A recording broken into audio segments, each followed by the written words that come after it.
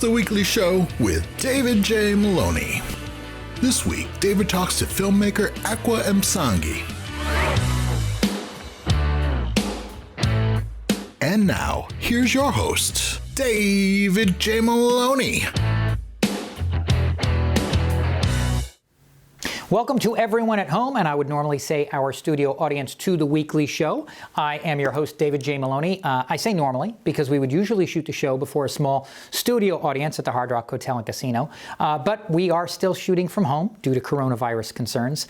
And because we are still shooting from home, filling in for our house band, the Mogiles, again with me tonight is my son, Gianni.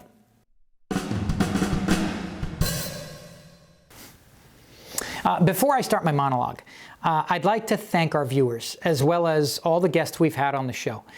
This show is the start of our second full season. We've had 52 episodes, a full year's worth of episodes before this one, and they would not have been possible without my assistant producer, Kyle, our producer at Sparklight, Marty, or without the rest of his crew. I'd also like to thank my son, Gianni, for being such a good sport. At the age of just 13, learning how to operate our soundboard, set up the lighting, use the camera, as well as for his reluctant willingness to put himself out there with his music. Although he's been drumming for years, he's just picked up a guitar this one, so I'm super proud of him. Of course, we can't wait to get back into our actual studio with our regular house band, full stage crew, in-person guests, and an actual live audience, even if small and socially distanced. Hopefully that will be soon. So, as we all experienced, America was heavily stressed whilst days and days passed after American voters went to the polls without a result. This is known as electile dysfunction. And President-elect Joe Biden has now met with his newly appointed COVID-19 advisors. And due to his age, their advice was, go back to bed. Oh, and the Washington Nationals invited Joe Biden to throw out the first pitch on opening day in April. Curiously, the invitation has been accepted by Kamala Harris. Speaking of sports, ESPN announced another round of layoffs. The network is already shorthanded, employing only a dozen sportscasters and 80 political analysts. Let's see, Fox News has suspended Judge Jeanine Pirro. Network executives say she's unfair and unbalanced.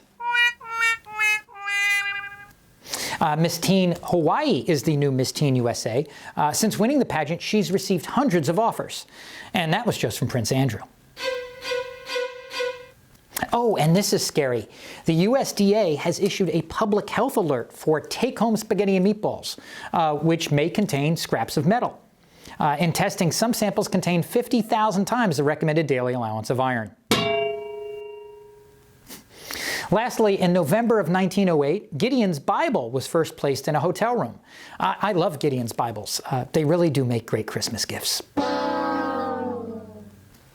On the show with us tonight, we've got a rising star filmmaker whose touching film, Farewell Amor, took the Sundance Film Festival by storm and is now being exhibited in festivals across the country, including nearby at the New Orleans Film Festival. Her name is Ekwa Msangi, and you don't want to miss her story. So stick around, and we'll be right back. G?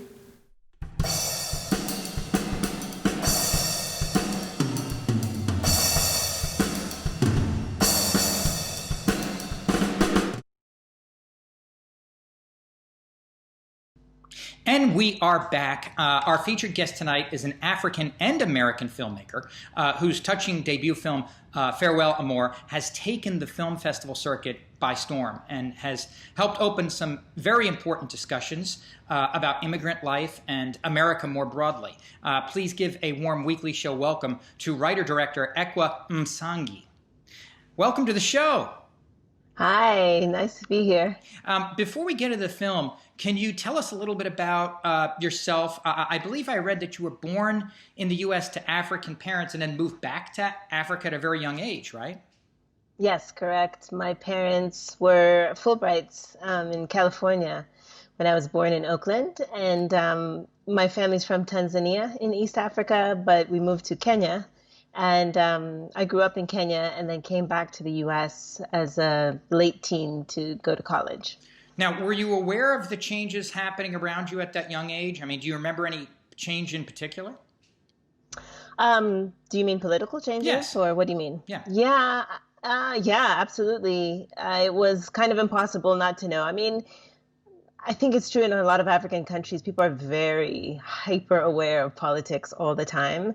It didn't affect me personally, thankfully, but I was very aware of what the adults were worried about. I remember when there was the genocide in Rwanda, for example, a lot of my friends' families had been killed and, murdered and all of that kind of stuff. So I do remember that kind of stuff very vividly. Now, my wife is from India, and I know in Tanzania and Kenya there's a lot of Indian influence because of trade. Did Indeed. the local stations play Bollywood movies there? Yes, but at that time, Bollywood wasn't as big.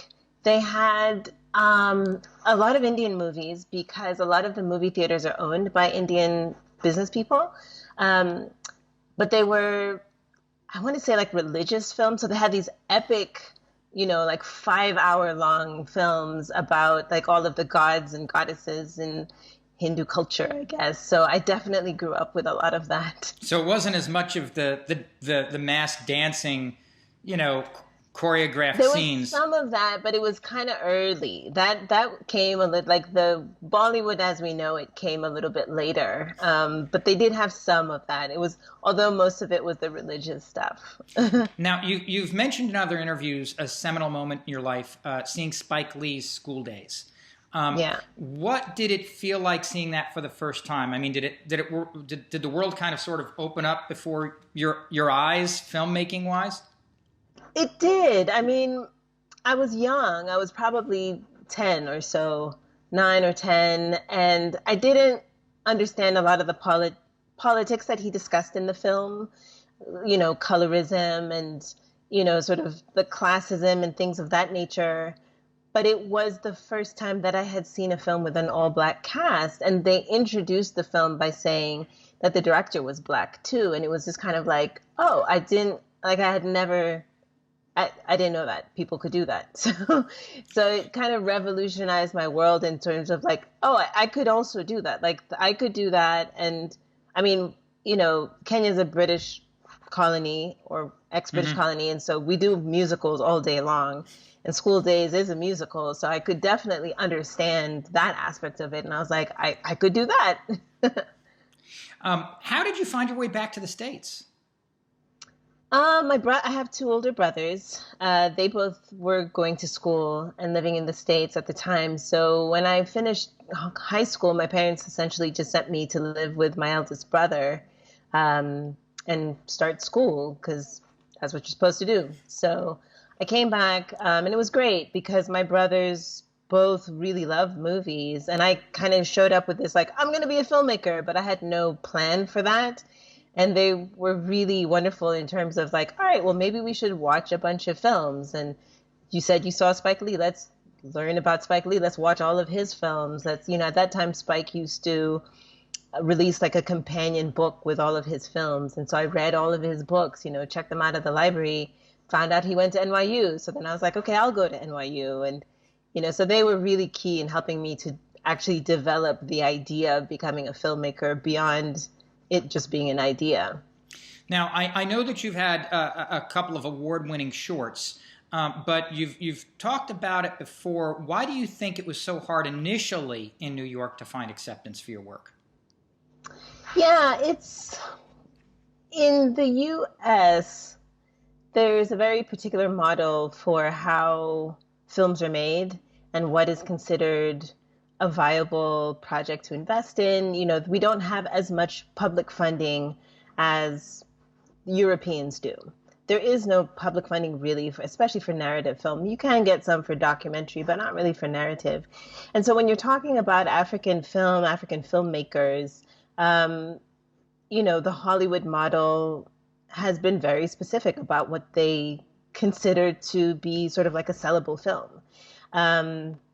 And that tends to be, or has tended to be, a famous African-American person playing the lead, or a story about a white person in Africa having some sort of experience, falling in love, finding themselves, finding their voice, blah, blah, blah. But it doesn't usually include African actors, African lead stories. because that has not been considered financially viable. So it's taken a while. And I've heard others talk about what it means to them to be an African or African-American filmmaker, especially right now. What does it mean to you? I mean, it's like a superpower to me, you know, to be able to not only have your voice heard or have a platform, which is all important, but also like it's more than having a platform to just say what you mean. It's because I'm not just giving speeches. It's about being able to connect with people emotionally, which is the place where people begin to, when you can feel something. It's one thing to like theoretically understand an issue, but when you can physically like feel something or feel like you can relate to something with your emotions, that's a whole different ball game. And so being able to be a writer and a director to make the images that can make you feel something, that's equivalent to magic to me. And one of the things, and we're going to show a clip of the film after the break, but one of the things that I like about the film, and I'm going to let you explain after the break what the film is about, but it has one certain kind of, I guess, and I don't want to ruin it. I want to let you talk about it. But at the core of it, even in the backfield of it, is it's still kind of a love story. Yeah. And what I like about that is, like you said, it doesn't have Denzel Washington as the lead, and it's not about a love story between like you said, some Caucasian with an African. It's people. It's just people. Regardless of the color of the skin, regardless of where they came from, it's people. And I think that helps people of different races or nationalities realize that people are people.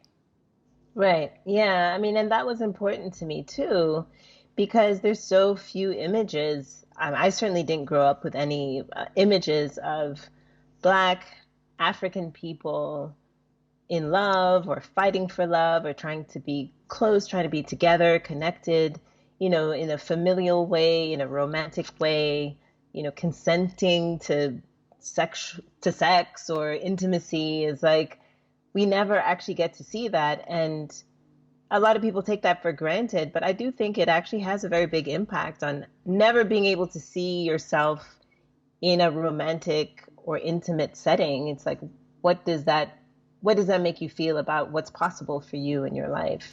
I think there was a period in American television where you had traditional African-American families in a family unit. And then for a period of time, it went away from that. Even when you had shows that frankly still had somewhat racial undertones, like Good Times and the Jeffersons. I mean, they still played off the black versus white thing, but at the end of the day, there was still a core family unit. But then they went, for the longest time, television went towards broken families when they would when they would do television about African Americans. So I mean, that's one of the things I love about this film is the way it does tell that love story. And so we're going to go to a break real quick. You've got time to hang out, right? Yep. Okay, so then we'll be right back with Ekwa Msangi right after the break. And we are back with Ekwa Msangi. I want to talk about your new film, Farewell Amor. Now, before we go to a clip, can you tell us what the film is about? Yeah, the film is a story about a family that's been separated due to visa immigration issues for 17 years. And so at the top of the film, they are finally reuniting after this long separation. And they are embarking on this journey of discovering one another, discovering themselves, and what family actually means in this sort of new world that they found themselves in. So let's look at a clip, and this is Farewell Amor.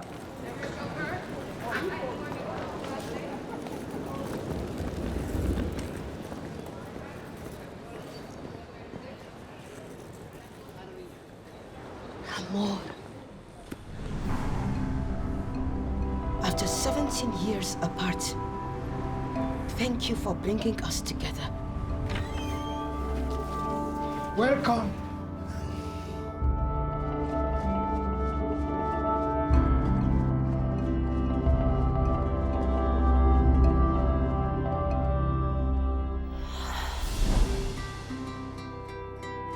It's not his fault that we had to wait so many years. Why didn't he come back home then? Why are you here?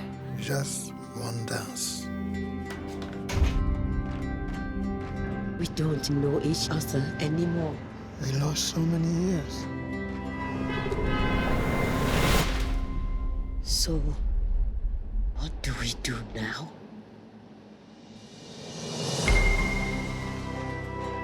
This country is very hard. You always have to carry yourself a certain way. You're the only one who knows what you know and who can do what you do.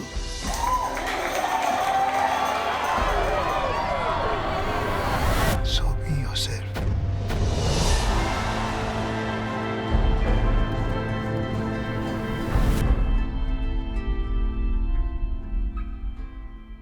Wow. So, like I said, I mean, there's kind of a love story underneath all this, and there's also kind of a dance aspect of it. Correct? Tell us a little bit about that.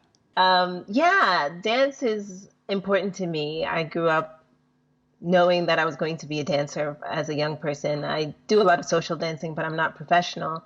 And what I loved about this particular style of dance from Angola, it's called Kizomba. It's a dance, it's a partner dance, a very beautiful and sensual partner dance that requires a certain level of connectedness in order to lead or follow. And I just thought that was such an interesting metaphor for a relationship. It's like, if you are not connected, you can't lead or follow in this relationship. And so this family is using dance. You know, the older people are using Kizomba. The younger daughter is using a different style called kuduro, and they're using dance as a tool, as a way to like find their way back to each other. So how did the whole project come about, and where did the idea come from? As I recall, you had some relatives that were facing similar challenges, no?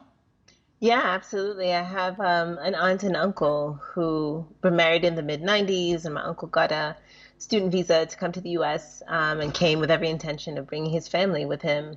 At that time, my cousin was 5 months old, and they've been stuck in this never-ending visa application drama until now. They are literally still applying for visas, still petitioning, still hopeful that one day they'll be reunited. And, you know, over the years, we've gotten to see how it's changed them, how it's changed their lives, how, you know, the people they've had to turn into in order to remain hopeful.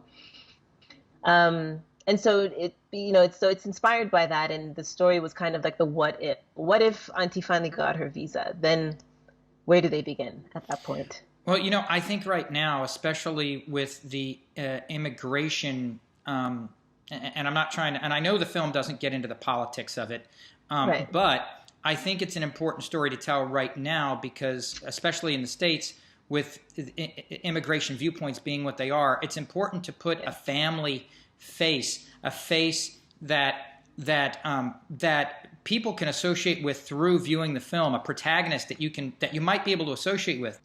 That was definitely one of my, intentions was, in the past 4 years, we've heard all this rhetoric about all the things that immigrants are taking from our country and the resources and they're dangerous and they're this and they're that. And we never think about what immigrants give up in order to come to the U.S., in order to, who they've left behind. Nobody in the world, I don't believe anybody in the world would prefer to go live in some foreign land where they don't speak the language and they don't know anybody, as opposed to being home with the people that they love. Like, people do that because of necessity.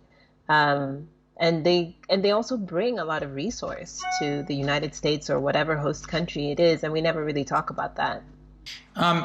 So, your film has met almost universal acclaim, best I can tell. What was the message that you wanted to get across most, would you say? I don't know about most. That's a great question. I think that there was definitely wanting to show Black love on screen, like just tender, like a family, a couple, like that are actually going after each other. You tend to see a lot of films about like people falling out of love, for example, and then realizing that they made a mistake later or not. But I wanted a couple that was actually going after each other, regardless of, the different challenges around them. And I wanted a film that had dance because I love dance and I love this particular music that goes with the dance. And so I just wanted something that people could feel enriched from, like my audience could step away feeling fed. What should we expect from you next? I think my next project probably will be an American-based story, which I'm actually really excited about because it has the same kind of nuance to it. American people are not a monolith, as we've been able to tell, especially in the past months. The people are very specific. They have specific accents that they use and specific cultures and foods and different things like that. And so really wanting to get into the history. I can't talk about the project yet, but I do have some work that's coming up that I'm really excited about and excited to share. So where can our audience best follow along with you and your work? And better yet, where and when will they be able to see the film? Yeah, so Farewell Amor is coming out December 11th in theaters and all platforms in North America. December 18th in Europe and worldwide.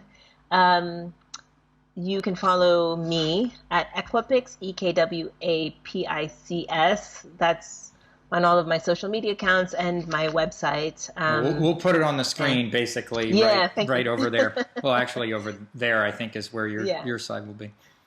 And the film Farewell Amor will probably have a website as well, farewellamorfilm.com or something like that. So excited to be able to share all of the work from there. Ekwa, thank you so much for joining us today. It's crazy that we have to do it this way, but like I said before we started, doing the interview, it's great that we're able to now get guests like you on the show that we wouldn't, because with this process we can now reach somebody on the other side of the world. Because where are you? Tell our guests where you are talking to us from right now. I am in Nairobi, Kenya right now. So, it's great that we can do it in this format because now we can have interviews like this. It's a completely different side of the world, completely different time zone. Excellent. So thank you so much for joining us. Ladies and gentlemen, writer-director Ekwa Msangi. Thank you. Thank you for having me. So pleased. Thanks for being here. That is our show for tonight. Thank you so much for watching. So happy to be starting our second season. And a special thanks to Ekwa Msangi for dropping by. G, take us home, bud.